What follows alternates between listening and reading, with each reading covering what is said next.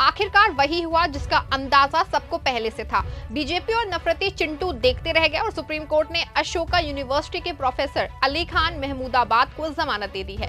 भावी CJI justice Suryakant ने न सिर्फ प्रोफेसर अली खान को जमानत दी है बल्कि कड़क एक्शन लेते हुए हरियाणा पुलिस को नोटिस जारी किया है और सवाल पूछा है कि आखिर ये कार्रवाई क्यों की गई है। ऐसे में न सिर्फ हरियाणा पुलिस बल्कि नायब सिंह सैनी की सरकार बैकफुट पे आ गई है, गुम है और इसका जो चलाया गया नफरती एजेंडा है वो फेल हो गया है।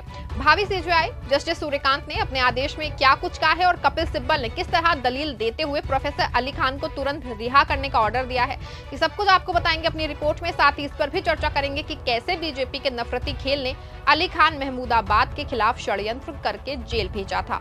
नमस्कार, आप देखना शुरू कर चुके हैं 4 PM और मैं हूं आपके साथ सिमरन।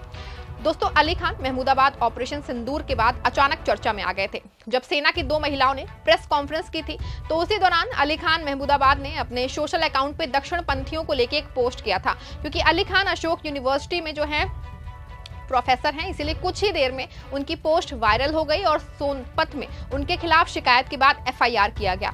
आपको बता दें कि एक और जहां बीजेपी के मध्य प्रदेश के मंत्री विजय शाह ने कर्नल सोफिया कुरैशी को आतंकी की बहन कहा और यहां तक कि उनको सुप्रीम कोर्ट ने भी राहत नहीं दी और उनको बदतमीज मंत्री तक कह डाला। लेकिन ना तो बीजेपी की सरकार ने उनको मंत्री पद से हटाया और ना ही गिरफ्तारी की। लेकिन दूसरी ओर अशोका यूनिवर्सिटी के प्रोफेसर के खिलाफ पूरी व्यूह रचना करके गिरफ्तार किया गया। आपको बता दें कि कर्नल सोफिया कुरैशी का बयान देने वाले मंत्री को सिर्फ इस वजह से गिरफ्तार नहीं किया गया कि मुस्लिमों पे विवादित बयान देना और उन पे कार्रवाई ना करना ये बीजेपी का पुराना खेल है। लेकिन अगर किसी मुस्लिम के लिए कुछ ऐसा हो तो बीजेपी कार्रवाई में बहुत तेज हो जाती है। प्रोफेसर अली खान के साथ भी कुछ ऐसा ही हुआ है। आपको बता दें कि हरियाणा महिला आयोग की अध्यक्ष ने एक लेटर कर्नल सोफिया कुरैशी पे विवादित टिप्पणी को लेकर DGP हरियाणा को लिखा है। इसमें प्रोफेसर अली खान पे FIR दर्ज किए जाने की बात कही गई है।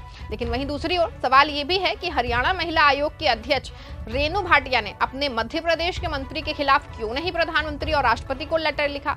आपको बता दें कि महिला आयोग की ओर से DGP को की गई शिकायत का संज्ञान लेते हुए सोनीपत पुलिस ने आरोपी के खिलाफ FIR दर्ज करके उसे गिरफ्तार कर लिया है। मामले में पुलिस की कार्यवाही जारी है और हरियाणा महिला आयोग ये सुनिश्चित करेगा कि आरोपी के खिलाफ सख्त से सख्त कार्रवाई की जाए। बता दें आपको कि इस पर हरियाणा महिला आयोग की अध्यक्ष रेणु भाटिया का बयान भी आया है। उनका दावा था कि सोनीपत पुलिस की ओर से लापरवाही बरती गई है। इस केस के महत्व को समझते हुए प्रदेश की सरकार ने संबंधित जिले के पुलिस विभाग के अधिकारी का तबादला भी कर दिया है। इसके लिए रेणु भाटिया ने मुख्यमंत्री नायब सिंह सैनी का आभार प्रकट किया है। इससे साफ हो गया है कि बड़ा खेल हुआ है। आपको बता दें कि प्रोफेसर अली खान के खिलाफ राय थाना पुलिस ने 2 अलग-अलग मामले दर्ज किए हैं। पहला मामला गांव जठेड़ी के सरपंच की शिकायत पर दर्ज हुआ है और दूसरा मामला हरियाणा महिला आयोग की अध्यक्ष रेणु भाटिया की शिकायत पर दर्ज किया गया है। इसमें सोशल मीडिया पे विवादित टिप्पणी और आयोग के नोटिस की अवहेलना का आरोप है। पुलिस ने प्रोफेसर अली खान महमूदाबाद को दिल्ली के ग्रेटर कैलाश से 18 मई को गिरफ्तार किया था। गिरफ्तारी के उन्हें 2 दिन के रिमांड पे लेके पूछताछ की गई और अब जेल भेज दिया गया है। लेकिन दूसरी ओर सुप्रीम कोर्ट में सुप्रीम सुनवाई के दौरान जस्टिस सूर्यकांत की बेंच ने अंतरिम जमानत दे दी। साथ ही सुप्रीम कोर्ट ने हरियाणा सरकार को नोटिस भी जारी किया है। इसी के अलावा बयान की जांच के लिए SIT टीम का गठन करने का निर्देश भी दिया है। सुप्रीम कोर्ट ने कहा है कि हम याचिकाकर्ता को CJM सोनीपत की संतुष्टि के लिए जमानत बॉन्ड प्रस्तुत करने की शर्त पे अंतरिम जमानत पे रिहा करने का निर्देश देते हैं। दोनों FIR के लिए जमानत बॉन्ड का सिर्फ एक सेट होगा। इसी के अलावा हम ये भी निर्देश देते हैं कि इस मामले के विषय से संबंधित मुद्दों पे कोई लेख या ऑनलाइन पोस्ट नहीं लिखा जाना चाहिए और ना ही कोई भाषण दिया जाना चाहिए। जस्टिस सूर्यकांत ने यह भी निर्देश दिया है कि साथ ही उन्हें भारत द्वारा हाल ही में सामना किए गए संकट पे कोई टिप्पणी करने से रोका जाता है जो भारतीय धरती पे एक आतंकवादी हमला था या हमारे राष्ट्र द्वारा की गई प्रतिक्रिया थी। इसी के अलावा याचिकाकर्ता को पासपोर्ट जमा करना होगा। आपको बता दें कि जस्टिस सूर्यकांत के बेंच के समक्ष प्रोफेसर की ओर से कपिल सिब्बल ने दलील पेश करना शुरू कर दिया। सिब्बल ने कहा कि आप बयान देखें जिसके आधार पर उन पे आपराधिक दोष लगाया गया है। इस पे जस्टिस सूर्यकांत ने पूछा ये कहां पोस्ट किया गया था। सिब्बल ने जवाब में कहा कि इंस्टाग्राम और फिर फेसबुक। इसके बाद सिब्बल ने महमूदाबाद का बयान पढ़ना शुरू किया। सिब्बल ने कहा कि ये बहुत ही देशभक्तिपूर्ण बयान है। फिर जस्टिस कांत ने कहा कि चलिए आगे पढ़िए। सिब्बल के बयान पढ़ने के बाद जस्टिस कांत ने पूछा कि वो किसको संबोधित कर रहे हैं। सिब्बल ने कहा कि मीडिया चला रहा था कि कराची पे कब्जा, लाहौर पे कब्जा। फिर जस्टिस कांत ने कहा कि उन्होंने युद्ध के कारण सेना के जवानों के परिवारों पर पड़ने वाले प्रभावों के बारे में बताया और फिर राजनीति में पड़ गए।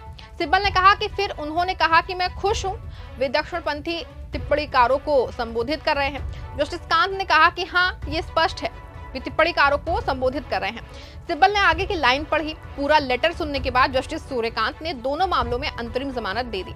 आपको बता दें कि प्रोफेसर अली खान ने ऑपरेशन सिंदूर की पहली प्रेस कॉन्फ्रेंस के बाद जो लिखा था वो आप भी देखिए और बताइए कि क्या गलत है जिसके आधार पर हरियाणा की पुलिस ने इतनी बड़ी कार्रवाई कर दी है। प्रोफेसर अली खान का पोस्ट देखिए।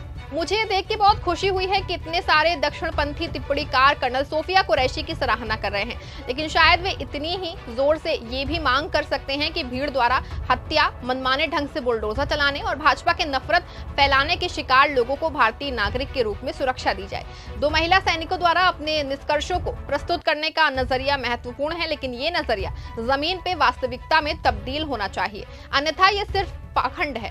मेरे लिए प्रेस कॉन्फ्रेंस सिर्फ एक झलक थी, एक भ्रम और शायद एक ऐसे भारत की ओर इशारा जिसने उस तर्क को खारिज कर दिया जिससे पाकिस्तान बनाया गया था। जैसा कि मैंने कहा, आम मुसलमानों के सामने जो जमीनी हकीकत है वो सरकार द्वारा दिखाए जाने वाले से अलग है, लेकिन साथ ही प्रेस कॉन्फ्रेंस से पता चलता है कि एक भारत अपनी विविधता में एकजुट एक विचार के रूप में पूरी तरह मरा नहीं है। आपको लगता है कि इसमें कुछ गलत है, बल्कि ये देश में दक्षिणपंथियों से जुड़ा मामला है, लेकिन शायद बीजेपी के राज्य में दक्षिणपंथियों से सवाल करना अपराध है और मुस्लिमों को गाली देना सम्मान पाने की कटघरे में शामिल है। शायद यही वजह है कि प्रोफेसर अली खान को जेल भेजा जा रहा है और हरियाणा के मंत्री विजय शाह को उनको पलकों पे बिठाया जा रहा है। ये दोहरा खेल कब तक चलेगा? हालांकि अब प्रोफेसर अली खान को जमानत मिल गई है और वो एक बार लोकतंत्र में न्याय की जीत हुई है। आपका इस पूरे मामले पे क्या मानना है? क्या प्रोफेसर अली खान पे केस और गिरफ्तारी सिर्फ इस वजह से नहीं हो रही है कि वो मुस्लिम है? क्या विजय शाह को सिर्फ इस वजह से नहीं बचाया जा रहा है कि वो बीजेपी के मंत्री हैं? अपनी राय कमेंट में जरूर लिखिएगा। इस खबर को लाइक और शेयर जरूर करिएगा।